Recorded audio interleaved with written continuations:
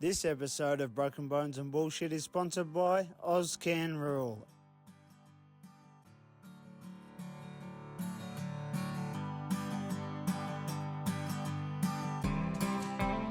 Troy Cross, welcome on.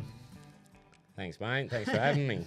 So, how did the whole rodeo thing start for you? Well, I don't know. I was a little bug I got when I was a kid, but always been around horses and that through my mum's side. My dad, he wasn't about much as a child, and he was a workaholic. But yeah, my mum pushed me through, feed me onto horses and that, mate, and just picked up the country life. And yeah, she always done gymkhanas and that, bar racing and all the above.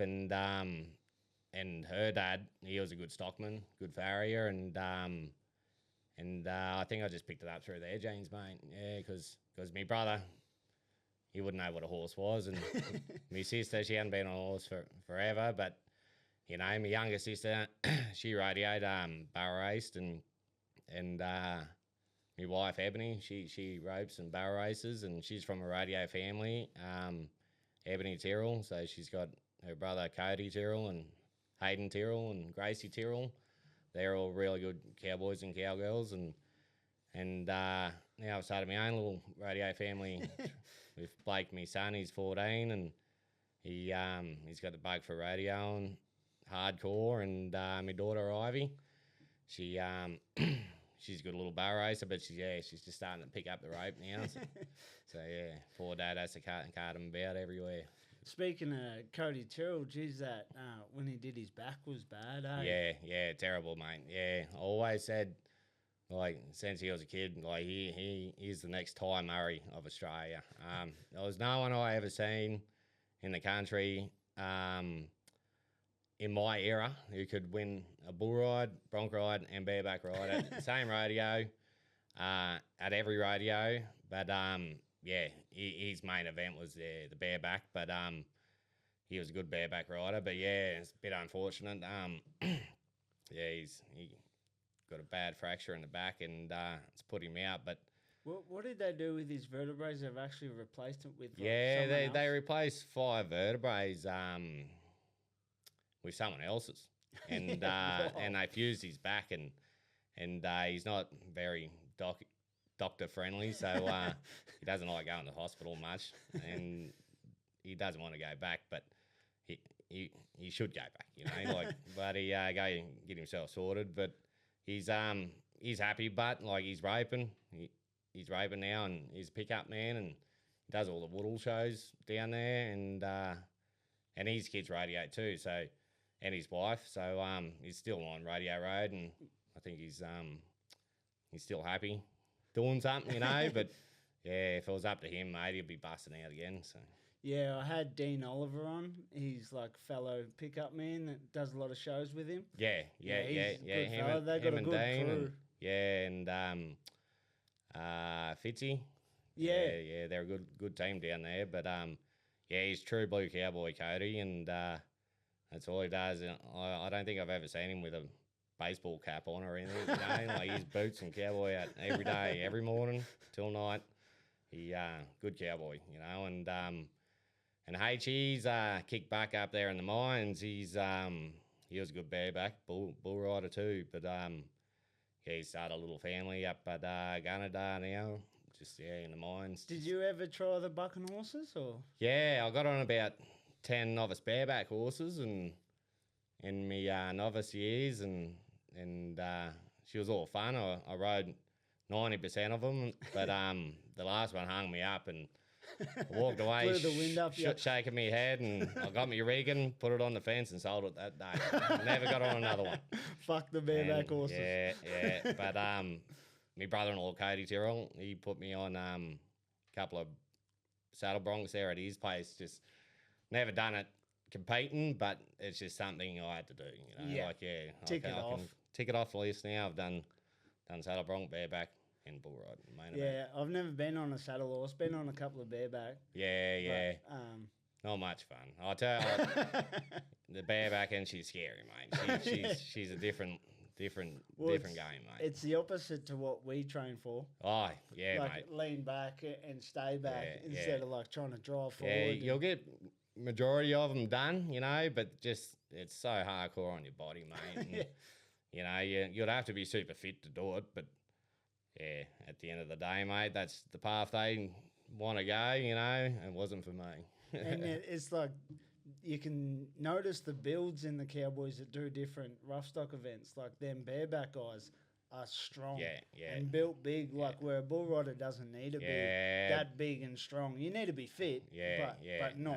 You have to be fit mentally and bull fit, muscle fit for bull riding and that, but barebacking, you got to have a bit of strength there and the same, you got to have a good mind space and that for it too. And so, who was the one that put you on your first bull? Troy Dunn put me on my first bull. I used to do heap of gymkhanas and stuff, potty calf riding, and from the age of 8, it wasn't every weekend, and I sort of wanted to really give it a crack and got on a few steers, and Troy Dunn's bull riding school came up in Yass. Pretty sure it was like 2001 maybe, and Josh Burks and Reese Peterson was there, and we're all just kids, we were babies, like we would have been 11, 12, and getting on bulls, and they only had bulls there, all George Hemmenstall's bulls, and probably a few others chucked in there, and it was a bit of a step for me, but I'll tell you what, I got on 4 bulls for the weekend. And I haven't stopped since.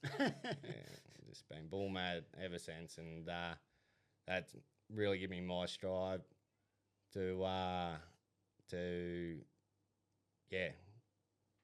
heart fell for rodeo, and that's just been my life. Yeah.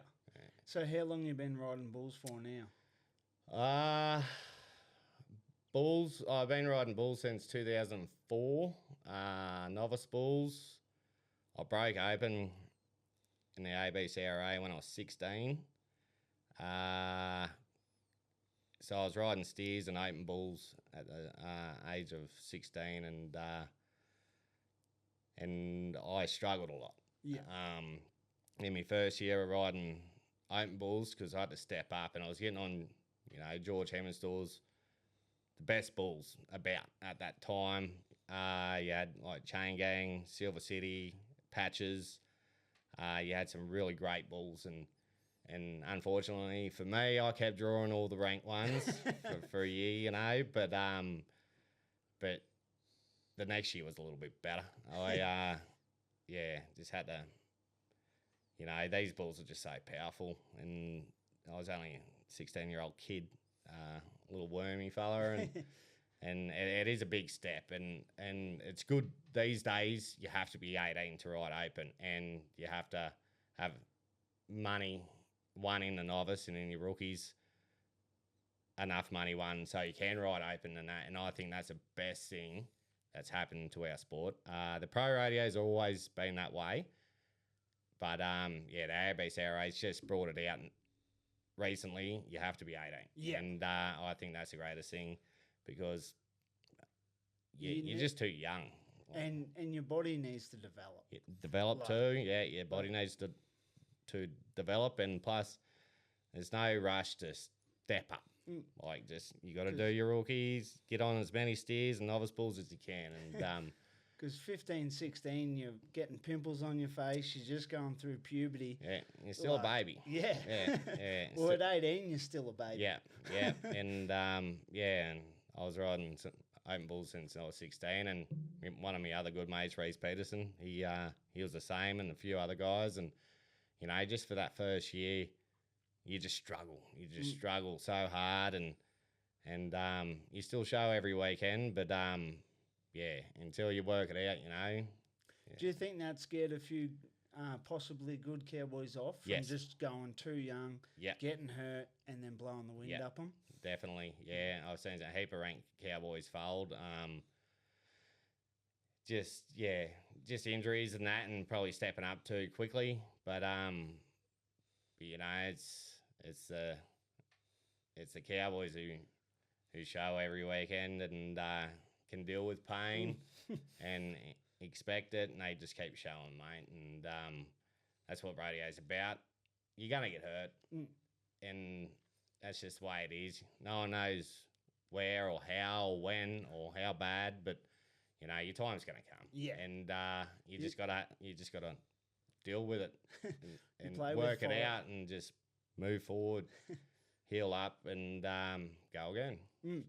You play with fire enough, you'll get burned. You're gonna eventually. get burned. Yeah. So when steers, novice bulls and open bulls at roughly the same time, and then when you're 16, was it? Yeah, 16. Yeah. And then you've been open bulls ever since then. Ever since, yeah. I did when I was about 17, 16, 17, I jumped into the BTD, Buck and Thunder Down Unders. The Gill brothers ran back then. And differentiation, I could ride novice and open. And it was good. So I got to get on a few more novice bulls, get a few more underneath me, because and plus, I could get on 2 bulls at them events, and that was probably the best thing. Best choice I'd done was going down that path and getting a few more rookie bulls under me, because it was challenging stepping into the elite bulls every weekend, I'll tell you. What do you think of the mini bulls? You think it's a great thing? Yeah, no, I reckon it's great. I wish I had the mini bulls about when I was younger. Like when I was steer riding, it was just strictly under 17s. Then they changed it to under 18s. But now they're all blocked up in age groups in the ABCRA. So you got the 8 to 11s, 11 to 14s, 14 to 18, and steers and junior bulls and mini bulls. And I think it's great because these kids, like the next generation, they're coming, mate, and they can ride. And the mini bulls, it's been great for them to prep them for when they do step onto novice bulls and open bulls and that, like they've been on them. Yeah, it's hard. Like back in my era, at 14 years old, you got on novice bulls, and you didn't know what you were getting on, and they were pretty good, big sappy bulls and stuff, But that's there was no real practice pens about. Back then there was a few, but not as many as there is now. And so if you wanted to get some numbers up, you'd be getting on steers and novice from the age of 14, and it was all money won back then. So like I think it was $3,000. As soon as I won me $3,000, I was open, and that didn't take much to do. So but now these days you can win as much money as you want in the novice until you're 18. Yeah, you can step up, and I think that's great. Yeah, it's probably the time to start, like any young kid wanting a rodeo, because I feel like we've really sorted it out. Like you look at people's novice pens, and they're actually novice bulls. Yeah. They're pretty grouse. They'll just come out pretty steady, come round, and there's nothing in there really to hurt someone. Pending what pen you go to, but yeah, I reckon a lot of these contractors should keep novice bulls as novice bulls, and it's a bit hard. Like some contractors, they don't get that many trips, and they're all pretty on par. They're novice and open bulls, and there is a pretty tough pen of novice bulls about, but it is good. Like I do say, these pens will really kick these kids up into line, getting on them good steady bulls. It's good for their confidence, and they're not getting wrecked or killed. And that's the thing, like they're getting on, just say if they got on 5 ranked novice bulls in a row, getting wedged every weekend, it's not fun. No. And it burns a lot of kids, but it is good to see these good novice pens getting about that are novice bulls, and these kids can handle them, and they're there to learn, and it's good for their confidence. And like as I always say, you never hear the crowd cheer when someone falls off. They like to see bulls get roped. So. And because I can only speak of down south, and Ron and Jack Woodall, and then Gary McPhee, have really got a good novice pen of They novice always bulls. they always have. They've always had a good novice pen forever. Forever is from what I've seen and know. And it's good. Like they're not out there to kill kids, like. But yeah, you will get the odd novice bull in there. Was pretty bucky and that doesn't hurt either. Like it's good to get on one here and there, but if you're constantly getting on them every weekend, it's not fun. But and like with my joint, I've had a bull that been an old open bull and he's been nice and steady, and I say jump on him, he's nice and steady, he'll just come out, and then he just shows up. Stands on his nose and turns back. So they're animals too with their own minds. So you can never second guess what they're going to do, mate. Because I tell you what, if they're around to the left every trip, I'm telling you now, they'll be around to the right when I so you just got to approach every bull the same. You can't think you know what they're going to do, mate, because they're unpredictable, and you just got to go jump for jump, approach every bull the same. And just just jump for jump on them. You can't go out there with that mindset, knowing what the bull's going to do, because you never know. He's got a mind of his own. That's right. Yeah, that's right. And it makes you feel like a real goose when it does. Yeah. You go out there, you got the like pick of the pen, and you make yourself look stupid on it. But yeah, at the end of the day, you just got to go back to basics and keep it simple, and don't change anything. Just jump for jump. And now with your kids coming through, are you really correcting stuff that you wish your upbringing had? Yes. Like with how you started and what you're getting on, and I'd change if I had my time over again. I'd change everything. The prep that me and my son do for bull riding, I never done as a kid, and I was never knew to do it. But just talk us through that. What sort of prep? Just like still to this day, I'm 36 years old, and I still can't get off a bull properly. I always land on my head, anywhere but my feet, and I tell these boys, like every kid, like they're always in a rush to get off them. They hear the bell bang, they're pulling their rope and bailing. Like that's the safest spot. Stay on their back, hear the whistle go, do that extra 3 or 4 jumps, get your good get off. And the kids that come around home, who I'm helping out, and my young fella, I'm teaching them something I never got taught or learnt. And that's, ride your bull's good, better get off. Yeah. Have a good get off, because that's why I'm so wrecked. I just heard the bell and I was bailing, and still do it. But if you can drum it into these kids early, they get they got a much better chance they'll of have carrying a it through. better career through it. And instead of landing on their head, and they're going to land on their feet. Because that's a funny feeling, Like when you hear the whistle going and you're in a rush to get off them, but they can't jump on you if you're on their back. That's right. Yeah. It's the safest spot. On their backs, the safest spot, mate. And I say these kids do it all the time, and even professionals, you hear the bell, you're getting out of there, and it is hard, but if you can just work on that, and in your practice, ride them for 10 and another 3 for your get off. Yeah. And you'll have a better career and less injuries, because these kids these days, they get on monster amount of bulls and animals weekly, and it's great, but they can do that because they're doing it properly. And they are going to fumble here and there every once in a while, but if they can get their get-offs good 80% of the time, well, that's great. But yeah, if you want to stay in the game, work on your get-offs. Yeah, because Will Purcell, good cowboy from down south, he was coming to my joint and helping a lot of fellas that were getting on. And he goes, a lot of people think when the whistle goes off, everything stops. and you're just mediocre. He goes, I'd use more aggression getting off than I would when I'm riding them. Yeah. He's like, I'd pick me spot and mean it. Like Yeah. once I'd look And over, I'd fucking. He was good at it too. Yeah. Will, but yeah, I see a lot of guys get lazy too at about 6 or 7. You know, they're just waiting for that whistle to go, and I reckon you gotta finish them off better than what you start them,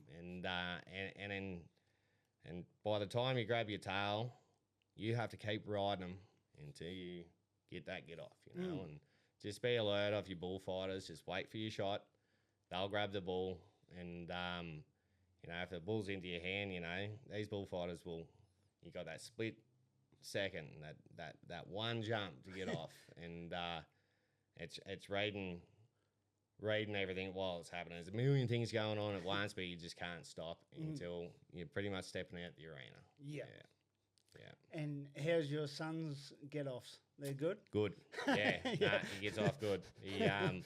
I'm pretty hard. I'm not that hard on him, you know, but yeah, good get-offs. And I'll just keep reminding him to get off properly. Yeah. And if they don't, they're going to hear it from me. But you know, like they're getting off perfect. And 80-90% of the time, Blake's landed on his feet.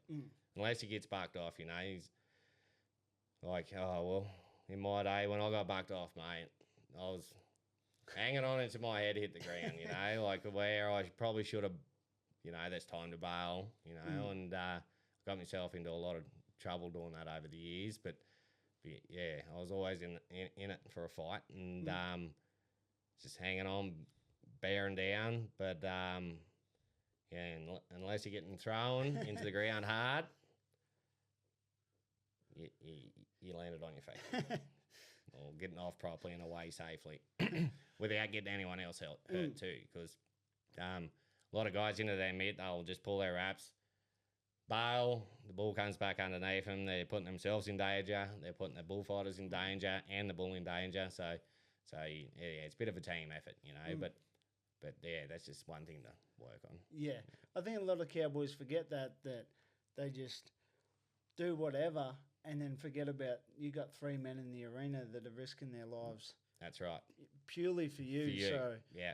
like Yeah, practice and get offs. Like I sound like a hypocrite because I can't get off a ball to save my life, but it is important, especially for young kids to do it because everyone's going to be safer because that's what we want. Everyone to go home. Yeah, you're not just doing the bullfighters a favour or yourself. Yeah, you're doing everyone a favour, and it just looks so much more tidier. But the last place you want to be is under one.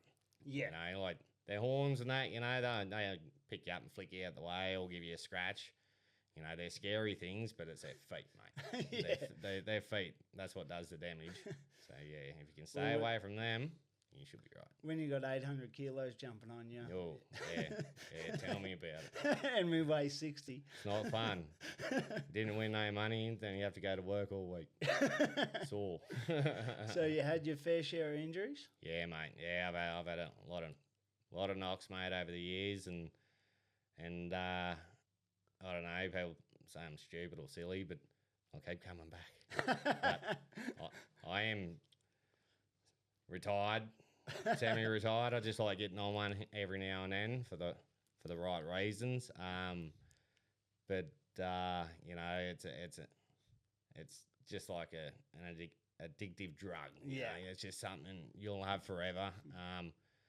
And for bull riding, you know, it's a little window you got to fill. And these kids, I was the same. Thought you could do it forever, you know, and you just got to watch when you do decide to stop, you know, like you got to. A lot of guys, you know, have to stop because of their injuries and stuff like that, you know. But yeah, a lot of guys don't take it real good, their mental health, and because they've just had something taken away from them, what they've worked and tried so hard their whole life for, and it's just been taken away. And rodeo is good because you can do another event, but you know, like these BBAs and stuff like that are good because you can keep in the game by bringing bulls and or starting a family, carting kids and stuff about and judging, and you'll always be in it. And injuries, mate. I've radioed for over 20 years, and I've probably sat half of it on the sideline from injuries. Yeah. Just I've had over 28 broken bones in my bull riding career, and 4 critical ones. In 2010 at Canamble Rodeo, I forgot the bull, but he jumped fair on me tailbone pretty much when I was in the army crawl. Jumped there and smashed me hip through me socket. Smashed it right out. I thought it broke me back at the time because I couldn't feel my legs. And I was in the arena for about an hour, held the show up. And anyways, I had a dislocated hip, but it pushed itself out through the socket. Like that. And from Canamble, I got on 3 or 4 maybe ambulances to Dubbo. I was out for 9 hours, and then they put me under and put it back into place. And I was out for 9 months for that. I was paralysed in a bed for 2 weeks from when it happened because I was just worried about my nerves and stuff like that. But I was just sitting on a critical nerve when it did dislocate, and that's why I couldn't feel my legs. And it was scary. It was in 2010. So Blake, he would have been just like about 6 months old. And my wife, Ebony, she only had her L's at the time and she had to learn to drive a manual. But anyways, like I sat out for 9 months and just worked on getting better and got fit again and came back 9 months later. And was there ever a thought of stopping during that 9 months? No. Nah, not at all. Still had that fire in the belly? Not at all. I was, you know yourself if you're right or not. The doctors can tell you lots of things, but at the end of the day, you know how you are, how fit you are, and that the doctor's like, you shouldn't suggest that, you shouldn't do this, shouldn't do that, shouldn't do this, shouldn't do that. But at the end of the day, you're the one making the decision, and if you're fit and healthy, But I had no intentions of stopping. Like my first breaks, like I broke me elbow, my wrists. I broke my ankle 3 times in the same spot. Kept getting the metal out of it, break it again, put the metal in, get it out, put the metal in. Anyway, I left all the metal in there and I didn't break it since.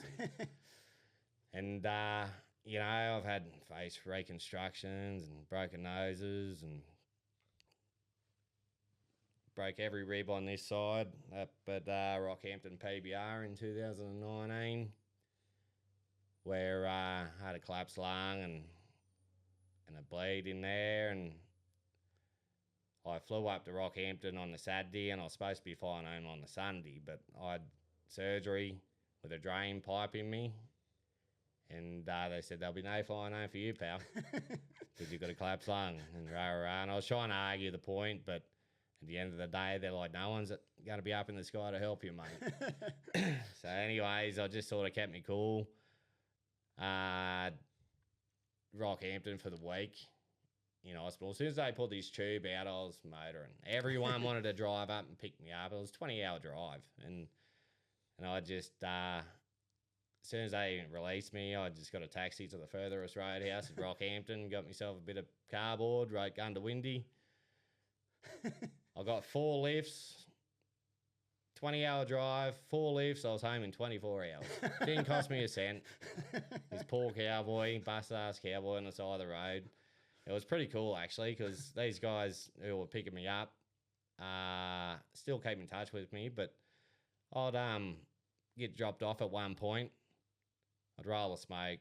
Wouldn't even get halfway through me smoke, mate, and I was jumping in another car. And they're like, you don't look like Ivan Milat, so we're open. And within 24 hours, I was home from Rockhampton, hitchhiking. And I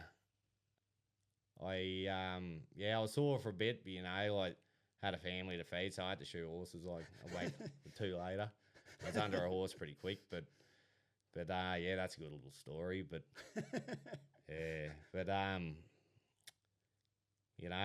I've had a critical brain injury, head injury. I at one of the first extreme bulls at Dubbo, I'm pretty sure, I got on black-eyed buck at Gill Brothers, and I was the first bull of the night. And I don't even know what happened. Like, and I think that only one person's rode that bull, and Jason O'Hearn, I'm pretty sure, but yeah, it's pretty ranked bull. I still remember getting up there, nodding my head, shoot apron, and the boys reckon I took it probably, I don't know, about 7, and started it right up, and I don't know what happened. No one really knows what happened, but I was chilled out in the arena and knocked me, and I wake up in the hospital the next morning at 9 in the morning, and I had this real big thing of when I got hurt, I would never call me wife, me missus, me mum, anyone. I wouldn't tell anyone because I didn't want to panic anyone. And my brother-in-law, Hayden Tyrrell, he was beside me bed. I wake up at 9 in the morning. I said, what happened? And he's, oh, I thought you were dead. I said, what happened? He's like, oh, you're knocked, man. Bloody rah, rah. And I said, nah, we're getting going. We're getting out of here. And the nurse came over and she's like, you had 3 seizures last night. Shit. And you're out for 8-9 hours. And we haven't given you a scan yet. You should stay. Well, nah, we're going. Real stubborn. And I said to H, did you ring Eb? He's like, yeah. I thought you were dead. And I said, you idiot. Don't like stressing everyone out. Rah, rah. And I didn't even know where it was really. But anyways, I signed myself out. And I had pro finals coming up. And Denali Ute Master. And anyways, yeah, I put the helmet on for Denny Ute Master. And I rode 3 out of 4 bulls there. I was second at that event. Then I think there was a few weeks and Warwick Pro Finals were on, and I was a bit funny, getting little headaches and stuff like that, but I wasn't too bad. And like as a cowboy, you're always fine. Yeah. Anyways, I was wearing a helmet at the finals and rode not too bad, but my last bull, Gill Brothers bull, Tattoo, I'm pretty sure, was out and around to the left, and about 6 or 7, it had me real strung on my arm, into my hand, and slingshotted me straight into the ground and dislocated my shoulder, knocked cold. Anyways, they put my shoulder in and stuff and give me scans and let me go 5 o'clock the next morning. And it was about a week later, they rang me and they're like, listen, Troy, like, we got to tell you something, and it's pretty serious. Like, these scans came back of your head, and you've got 2 massive hematomas both sides of your brain. Wow. Like, you need to go get checked out now. And I'm like, yeah, righto. Like, anyways, so went and seen the doctor, shipped to Canberra, all these MRIs and stuff, and they were 4 mil thick, both sides of my brain, and covered both sides of these hematomas. And I was told symptoms, nausea, migraines, get straight to the hospital, but come back in 3 months if you're pretty fit. We'll check you again, and it should shrivel up and go away. And anyway, so I just carried on with my life.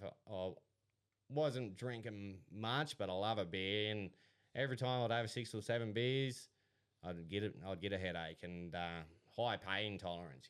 Like I'm like, oh, man, just a little headache, I'll be right. Cup of Panadol, and it's at Christmas time, and anyways, I was getting these headaches all the time, and I started getting nausea. Well, down at Barmer, actually, in the Barmer Forest over Christmas, and I said to Ab, I said, I'm not well.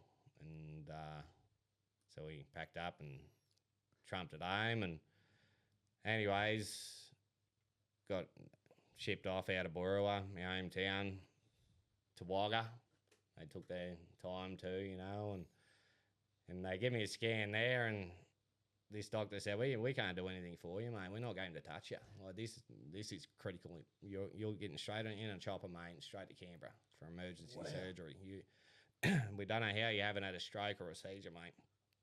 We don't know how you're alive. Like, straight in the chopper, straight to Canberra, straight in the surgery room, and they drilled 2 holes in the side of my head and For the swelling and stuff. released all the pressure. I thought they were doing both sides, but they only done the one side. And anyways, wake up next morning, drain tube out of me head, and I wasn't allowed to bloody move for 48 hours, I'm pretty sure, because of this drain tube thing. And yeah, that sucked. But as soon as they got that out, I was in there for about a week, and they said, yeah, well, come back in a month and we'll check your other side and see how it's going. It should shrivel up and go away. And the month, by the end of the month, I knew I needed to get my other side done. And I was prepared. I shaved my head and that this time, and it was pretty. It wasn't as critical as the first one. Like the doctor even said, like he goes, mate, I've done hundreds of these, and yours was the most grueling. He's like, it hit the roof. Like Wow. as soon as we opened you up, it literally hit the roof. There was that much pressure on your brain, mate. They don't understand how I'm still alive, and fine. But anyways, yeah, they done me other side, went back for another checkup, and I'm fine now. I just have to put up with 4 holes in my head, in my skull. Like, he said, just don't do any party tricks, like sticking anything in there. I'm like, yeah, right. I thought they would have concreted it up or something. But anyways, like I'm a big companion of the helmet, and I didn't wear a helmet for 10, 12 years. Didn't wear one at all, and like I had a few face recos and broken noses, this, that, the other, but I'd never been knocked hardcore like that before. And yeah, that was a eye opener, and I'm a big companion of the helmet. Yeah. And same thing with your career. If you want to do the ears, a hat's for show. I know how good it is to pull your hat down on a beast and nod your head. There's no better feeling and throwing it, but look frank. Yeah. At the end of the day, keep your helmet on if you can. I see these kids all the time in the PBR now. You got to be a certain age. Like they're swapping from hat to helmet, whatever works. But yeah. Well, because I think it's 96 onwards. Yeah, from December 96 onwards, yeah. And it's a good thing. I don't really reckon it should be compulsory, but yeah, if you got a brain, wear a helmet. So your son won't be getting on in a hat anytime soon? Nah. Well, I just think like the PBR's approach too. Like your junior years, you got to wear a helmet until you're 18, and when you do hit the pros, the PBR ain't giving you any chances not to change. So but yeah, I reckon it's a good thing. Just keep doing what you've been doing, and you only get one head, and it could be your life. But yeah, get a helmet, get a good helmet, and wear it. Just wear it every time. If you fuck this, you fuck all That's of this. it. Yeah, if you break an arm, you got another one. You only get one head, and your legs won't work if your head's not working. I've seen some critical head injuries, and these guys are vegetables now, and that these guys who I have seen, I won't mention their names. They were young 18-year-olds. It's probably the second or third bull they've wore a hat on, and yeah, they're getting on these ranked bulls, and they're vegetables, but they're getting looked after daily, and for something that could have been prevented. No way to live. So yeah, just stick with your helmet if you can, boys. But yeah, and just keep your body fit, and like you never know where you're going to end up after jumping off a bull, but yeah, keep away from their feet. Yeah, and so obviously having the injuries you had, was it hard for you watching your kids and that get into rodeo? No, that was probably the easiest thing. Everyone says to me, "Oh, ain't you worried?" And well, no, not really. I'm not. I just, you get used to it, but you do get a bit worried when they're getting jumped all over. But I just keep telling them, walk it off. If you walk it off, sulk out the back here. And by the time they get out the back, they're pretty fine anyways, But it's going to happen. But yeah, just keep yourself fit and healthy, but it's not for the weak. Yeah. But probably most serious injury would have been me back. Marrable, South Australia, 2012, 11. At the PBR there? It was a pro rodeo. Pro rodeo, Yeah, it was, I think we done Denali Quinn Ute Muster. 2 days there, then we drove to Marrable pro rodeo. I was over 2 head this day. I got on Battlefield and he threw me right on the whistle. And he was a bucker. He was a Woodle buck and bull of the year. And anyway, my next bull was Chaos. And he was a rank bull too, real fizzy, bit of a mug in the box. And I'd seen it a couple of times, not much. And yeah, he came out. Came out one, round to the right, and he was welly. It was away from my hand, welly, real welly. And I was like 7-9 all weekend. On every bull I got on, and it was the same judges at Denny and at Marrable, and I wasn't hard done by. I was just, I wasn't letting go. Anyways, he was welly. He just felt like he was pulling me in away from my mid, but I just got me spot and just bared down and got him done. And he sort of just slingshotted me out the back because he was so well. He wanted me down there. I sort of just shot out the tail end of him and landed on me back funny. And I was 85 points and won the rodeo on it. And bad back, like my back was real tight and I was just walking it off, and I was sore, but it wasn't too bad. And I was on the beers with the boys all night and slept in my swag, but I was sore. And my wife and Blake at the time were in Echuca, and we were heading home to get the horse track. Then we'll go on the Hay Pro Rodeo the weekend after. But by the time I got to Denali, I couldn't move, mate. My spine swelled, and I couldn't walk. And the boys who got a lift over there with me, their base was Denali, their car and that, so they got out, and I had to bear down and drive back to Nathalia, I think it was, and I kept ringing Ebony and saying, like, I'm bad. I'm really bad. I'll need to go straight to hospital. Went to Echuca Hospital, checked me out, done some scans. Got a breaking back, mate. Need some painkillers. Lay up and deal with it. Righto. So anyways, laid up for a day or two maybe, and I was bad, mate. I couldn't walk. Like, it was getting worse and worse and worse. And I'm lucky I got a good wife and she's a good nurse. Like, I couldn't even get up to go to the toilet. Like, she had to make me a milk bottle, pee bucket, and she was just feeding me endones and Oxycontins, like I couldn't get enough into me, but it wasn't doing anything. So they took me to Shepparton Hospital for a checkup, and they said the same. You got a broken back, you're gonna have to rest up and deal with it.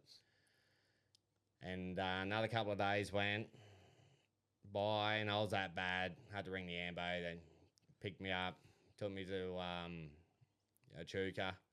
My mouth was real dry, and like I wasn't well, and I was really I was 15 out of 10 in pain, and they didn't know what was wrong with me. They said, you got a bug in your blood, and I didn't understand it at the time, but yeah, there was an infection in my body, and my injury didn't make any cuts or scratches and this and that, and I hadn't fumbled. They didn't know what was wrong with me, and so they put me straight on antibiotics, and I was in hospital in a wheelchair, and anyways, they done CT scans, MRIs, full body MRIs, and they found 2 abscesses in my pelvis from when I dislocated my hip. Must have formed abscesses in my pelvis, and when I hurt my back, they ruptured. So yeah, my body was getting eaten alive, and within 2 weeks, I was 42 kilos. Like, I lost 24 kilos in 2 weeks. I looked like a cancer patient, and I could do enough to get out of the bed into my wheelchair. And you're not allowed to smoke at hospitals, but I was smoking, and they let me smoke because they liked me moving around.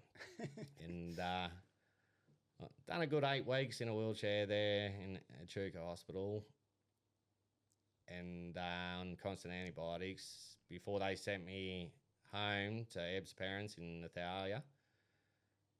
I was in hospital and home for 8 weeks with a constant antibiotic bottle on me, and a PIC line and stuff. And yeah, they put me out for about 9-10 months. Took me about good 4 or 5 months before I could walk properly. I wasn't paralysed or anything. I just couldn't walk. Was it the infection that was doing that? Yeah, well, if the infection wasn't there, I wouldn't have been in so much pain. And that's why I was in so much pain, because of the infection and stuff. But anyways, yeah, it was a lead up. I had enough money won for the pro finals. I sat on the sideline for 8 to 10 months, and I still went into the finals sitting 5th, I think. And that was my first bulls back. I think I might have got on a bunch of practice bulls before I went. But yeah, I went to the finals, and I rode really well. I ended up being runner-up in the Australian title that year. I think it was 2012, 11 or 12, and rode 3 out of 4 bulls. And then, yeah, went to the States a month later. Yeah. So. And what vertebrae did you break in your back? Lower back. Couldn't really tell you the numbers of them, but yeah, the lower back. There was three vertebrae. They were cracked sidewards and upwards. But did they displace at all, or they stayed? Yeah, they bulged. A few bulged discs at the time. Like, yeah, it was pretty bad, but not bad enough for a wheelchair job. You know, it was just mainly the infection that I had that time. So yeah. But anyways, pushed through, kept my chin high. I wasn't stopping. Just not nose to the grindstone, you know. And my heart was in it, my life was in it, and that's just that's just all I ever worked on. Was just rodeo, you know, getting back, Anna up, and it was hard for me because I had a young family at a young age, and a lot of these cowboys are like, oh, you're gone, you know, and I thought, I'm not going anyway, you know, like I just brought them with me, and anyways, yeah, we just laid the truck up, horses, kids, and we just lived it. But yeah, it's no better lifestyle, but yeah, you got your really good times and you got your really bad times too, you know, like yeah, you got to take them both, eh? Yeah. If you're not winning, you know, the bank account can look a bit dismal, you know. But my wife always says, you know, like I'm the best broke bull rider about. We'd put our last dime down on entries and we'll go hungry for the week, you know. But something will just happen every time, you know. But yeah, we always battled on and battled through, and yeah, here we are now. We got 3 children and still doing the same thing. We'll take a little break and we'll get back in it. Sounds good. Ozcan Rural, providing Southwest Victoria with everything related custom sheep and cattle yards. Get in touch with the fellas via email ozcanrural@gmail.com. That's AUS, can like the one you drink, rural@gmail.com. Building fences straighter than your local politician. Troy Cross, welcome back. Back. So, what's some of your achievements in your 20-year career? Yeah, well, from calf riding, steer riding, novice bull riding, you know, like it was always steps, and my first ever achievement was the rookie steer riding Southern Zone title, in the ABCRA, 2004. It took a bit to win, and then I won in the Southern Zone steer riding title the following year, and I break open bulls and at 16, so I sort of stopped riding steers. But in my novice rookie era, you know, like when I was hot, you couldn't throw me. I was winning every novice bull ride about, and there's not really much for novice bull riders in saying titles and stuff like that, but they did have like point scorer and stuff for it, and you know the top three was me, Pete Farley, and Josh Burks, and yeah, in the money winnings for the year in back when, and but you know like yeah, going into the open bulls, like I struggled for my first year, but yeah, won my first rookie title. What year was that? 2006. Yeah. Yeah. I was in the Southern Zone. Me and Eddie Carlin, we equalled it. And then from then, you know, like all the injuries and that, bubbles and bust ups, you know, I qualified for the Pro Rodeo 7 times, rode at 7 of them. I've qualified for the Bushy ABCRA national finals 7 times too. I only competed at 2 or 3 of them, I think. Just injuries and stuff like that, and yeah, three PBR national finals, and was runner up Australian champion 2012 in the pros, and yeah, I've rode like at biggest best rodeos across the country, nearly everyone in the country, and you know across the world, and there's no better feeling, you know, when you do go overseas and you're competing against JB Mooney and Chris Shivers and Ross Coleman and Luke Snyder and all the greats, and Ben Jones and you know, competing at that level, world class. Yeah, there's no better feeling, and there's no probably better achievement than that too. But yeah, I've won 56 pro rodeos over my career. Wow. And that's from top to bottom, Victoria to Darwin territory. You know, it's a good circuit, the pro rodeo. It takes you all over the country all year long. But yeah, you know, like my biggest achievement is me kids, watching me kids compete and succeed. They love it and thrive off it, you know, and I reckon that's the biggest achievement for me.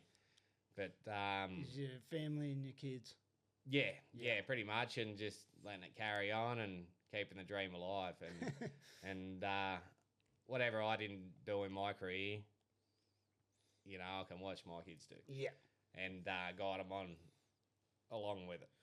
Well, the first one, do the path it's always the hardest. Yeah. Now you've walked it, and then you can tell your son, That's it, yeah. don't do this because I fucked it up doing it that way. Yeah, I just wish I had to start. Yeah, my kids did, you know, but you know, everyone's got to start somewhere, and I'm here to help, not just my kids, other kids, anyone willing to have a go and want to give it a crack. Yeah, I'm all in. But and because you run a few clinics. Yeah, run a few steer riding and bull riding clinics.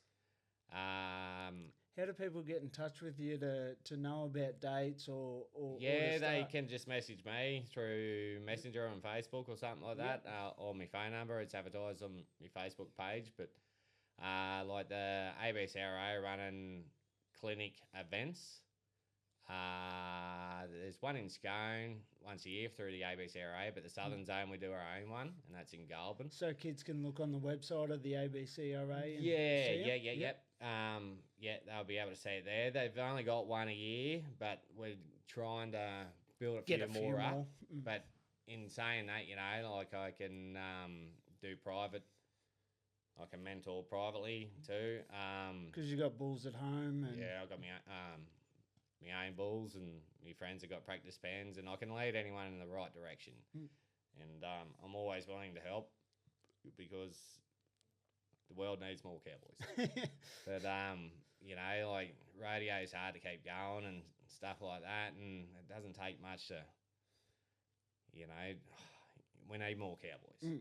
And and the generation coming through now, like in 5-10 years' time, mate, we're going to have some really good bull riders about, and Rodeo's going to be at its peak. And because we got the bulls to keep up with them That's too. it. Yeah. Like there's contractors spending the money, importing semen, and Rodeo's booming. It is booming, especially with the COVID thing. But we just need more volunteers, and more cowboys on board. You know, because these events just don't appear and run themselves. You know, So you don't have to be an old cowboy to jump in and help out. Yeah. Like anyone that likes rodeo, That's or you right. just like watching it, like hit up a committee or get in touch. That's like, right. because we want your help and we need it. Every little bit helps. Sponsors are like more sponsors, more volunteers, more cowboys. Need them on board. Because like the COVID, it wrecked a lot of rodeos because all these older committees had nothing to do for 2-3 years, and then they thought, this is all right. It's hard to get going again. All we've done for the last 30 years is do meetings and run rodeos, but no one's stepping up to take their place. And that's why we're seeing rodeos folding everywhere. But the ones that are still running, I'll just say like Cootamundra, for instance, the national finals used to be there. It was the biggest rodeo in the country down south, and back in the ARRA days, and like it didn't run for 10 years, but just to see the community and the cowboys get together, like they've just transferred this little old rodeo and rodeo grounds into magic, mate. They've gone above and beyond to get Cootamundra Rodeo back on board. They're doing a hell of a job. Whole new arena, backyards.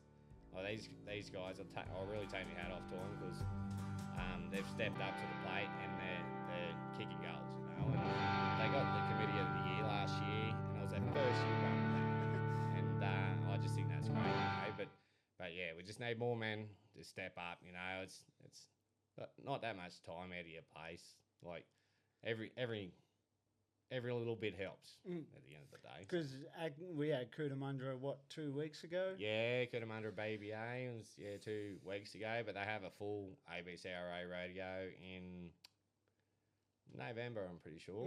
Yeah, and the committee seems really cool because the committee actually got Bryden Adkins to get a photo with his grandfather's all-round saddle that he won there. Yeah, right. And little stuff like that, I think's great. And like Bobby Halter Arena, you know, like he's the oldest cowboy in the world and still kicking, still cowboying, 92 years old.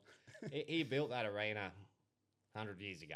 And mate, like I got a bit cowboy math chesty when they all day of the rodeo. I was wondering, why is that thing patched up? I was oblivious. I didn't know what. I just thought it was an unfinished sign. But during the break, they got Bobby Holder out and announced that it was Bob Holder Arena. I just thought that was one of the greatest things I ever seen. And it's Bob Holder Arena. Always has been. But, you know, it's officially named Bob Holder Arena now, and I just think that's great. So what was the best bull ride you ever made in your career, you reckon?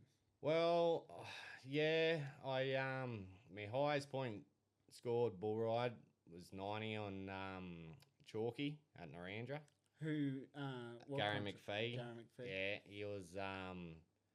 he was a real rank bull when he was younger. He was real bucky. But over the years, when he just got old and cunning, you know, he would just waltzed on out there pretty steady and just kick. He would feel you. And he was tough and he was a bit yucky in his older age. But yeah, at Narandra, I won the round on this little yellow bull, Gary's, I forgot its name. I was 85 on it to win the round, and I drew Chalky in the short.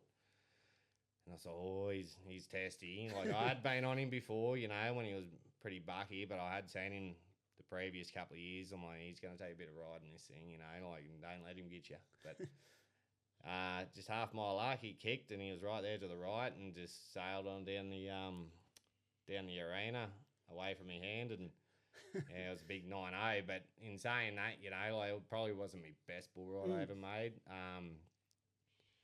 I one of the best bull rides I think I Personal toughed out favourite. was Brown Bomber, Bryden Atkins' best friend.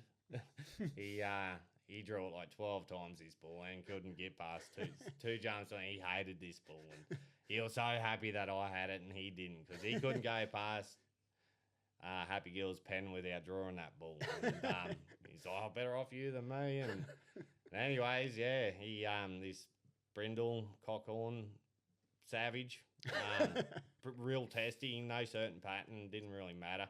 Kicked out, and yeah, he larped it up into my hand, and sailed along with him and made a real good bull ride on him. And yeah, I think it was 87 or 88 or something on him.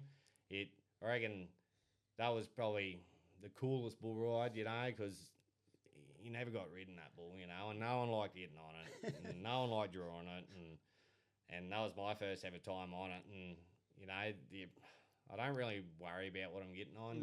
At the end of the day, it's a bull. You approach them all the same, and things just worked out for me that day. But back in 2009 at Warwick Rodeo, Pro Rodeo, I had this bull called Night Stalker, and no one ever seen it before. I don't think it had ever been to a rodeo. And I asked Jared Gill, and I'm like, what's this Night Stalker? And he's like, oh, that big black bull out the back. Is he any good? And he's like, oh, you ride him, you'll win. And anyway, this bull rolls up. It was an elephant. It was massive. They couldn't even shut the back slide. And everyone's like, who's getting on this? Cody Anglin and Brock Moller and all these guys. I was just like, who's getting on this? And here's me, I'm pale. I'm getting on it. Never didn't know. Oh, mate, it was a monster. And too scared to fall off. Anyway, I was really hard done by this day on him. Yeah, still to this day, everyone reckons my ring hole would be still hurting, but he blew out of there 3 or 4 jumps, 4, 5 foot in the air, boom, boom, and honked it away from him. This big bull, and he was just that big, wide, and cushiony, mate. I just sailed along out in the middle onto this big fella, and I was 80-something points on him. I know Josh Burks he was 88 on Black Magic at Gill Brothers, and I should have went around him big time. But anyways, it's just how the cards fell. I was 10th spot going into the short, and yeah, get on lethal injection. He was Gill Brother Bull, Buck and Bull of the Year several times, a real bucker, and I was hard done by him. He threw me pretty quick, but I still reckon to this day, I reckon that's probably the best bull ride I ever made. Yeah, it was on Night Stalker, his first appearance, and he turned out to be a pretty good bull, rideable, good bull to draw. Yeah, big black, big horns, big scary thing, But was he mean? He was just he was that big, he couldn't really get about, but he was just one of them bulls on a tray. It'd be just his head and horns were that big, he'd be just throwing them around, hoping to hit something, like he would have got a few cowboys, but yeah, he was a more showy bull than anything. He was cool to watch. Yeah.